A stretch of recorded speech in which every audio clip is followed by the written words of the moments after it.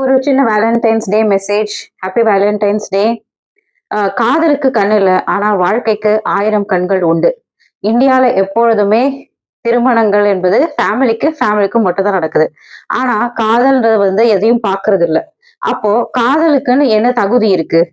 இந்த தகுதின்றது வந்து ஃபர்ஸ்ட் நம்ம ஏஜ் எடுத்துக்கலாம். ஒவ்வொரு கவர்மெண்ட்டும் ஒவ்வொரு ஏஜ் ஃபிக்ஸ் பண்ணியிருக்கு இல்லையா? அது பிசிக்கல் ஏஜ். அப்போ எமோஷனல் மெச்சூரிட்டினா என்ன? எமோஷனல் மெச்சூரிட்டின்றது boy or girl energy, man or woman energy. இந்த 2 எனர்ஜிலயுமே வித்தியாசம் இருக்கு. பாய் ஆர் கேர்ள்னா 40 வயசு, 50 வயசு ஆனாலுமே நான் அம்மா சொல்ற பேச்ச தான் மட்டும் தான் கேட்பேன். எனக்கு சுயமா சிந்திக்க முடியாது. நான் அடுத்தவங்களுக்காக தான் வாழ்றேன். அடுத்தவங்க லீட் பண்ணா தான் என்னால வாழவே முடியும். அப்படிங்கிறதெல்லாம் பாய் ஆர் கேர்ள் எனர்ஜி. அதையும் கேட்டு செய்றது. மேன் ஆர் உமன் எனர்ஜினா you are able to guide. அதாவது நீங்க கைடன்ஸ் கொடுக்குற அளவுலயும் நீங்க குடும்பத்தை நடத்துற அளவுக்கும் ஃபைனான்ஸ் பிளஸ் எமோஷனல் மெச்சூரிட்டி, அடுத்தவங்களை புரிஞ்சுக்கிற தன்மை, இதெல்லாம் தான் மேன் ஆர் உமன் எனர்ஜி. இது ரொம்ப ரொம்ப அவசியம்.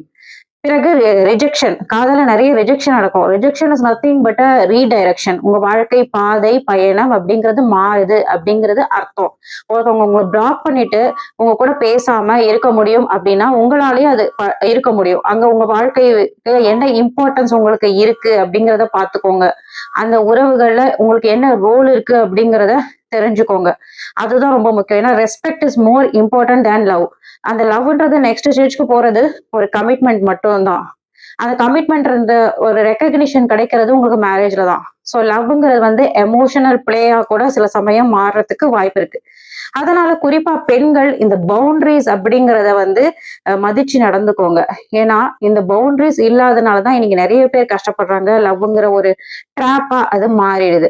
அப்போ லவ் வந்து ஒரு மெச்சூர்டு எனர்ஜியா கொண்டு போய் ஒரு கமிட்மெண்ட் குள்ள போனா மட்டும்தான் அதோடைய ஃபுல் பெனிஃபிட்ஸ் கிடைக்குமே தவிர இந்த நினைவுகள்ல வாழ்றது, பாஸ்ட்ல வாழ்றது, நினைத்து கொண்டே இருக்கிறது அப்படின்னா நீங்க உங்களை புரிஞ்சு கொள்ளல, இல்ல அவங்க உங்களை புரிஞ்சு கொள்ளல அப்படிங்கிறது தான் அர்த்தம்.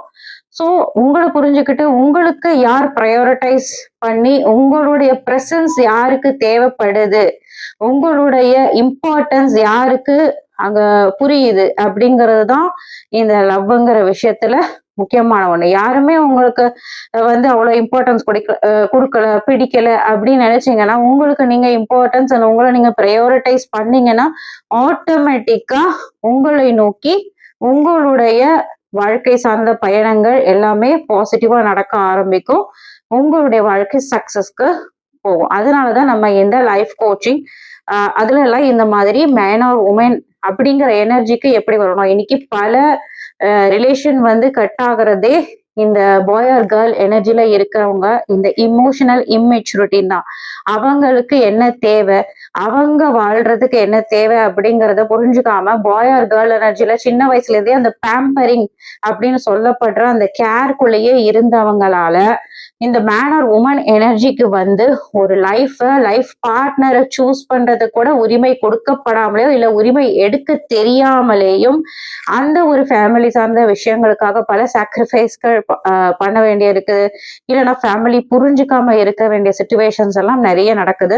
ஸோ இது வந்து ஈஸியான ஒரு ஒரு மெத்தட் தான். அதாவது உங்க மைண்டு உங்ககிட்ட தான் இருக்கு.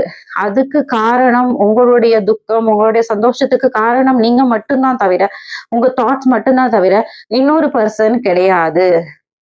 So you did not understand yourself for what you want and what you like.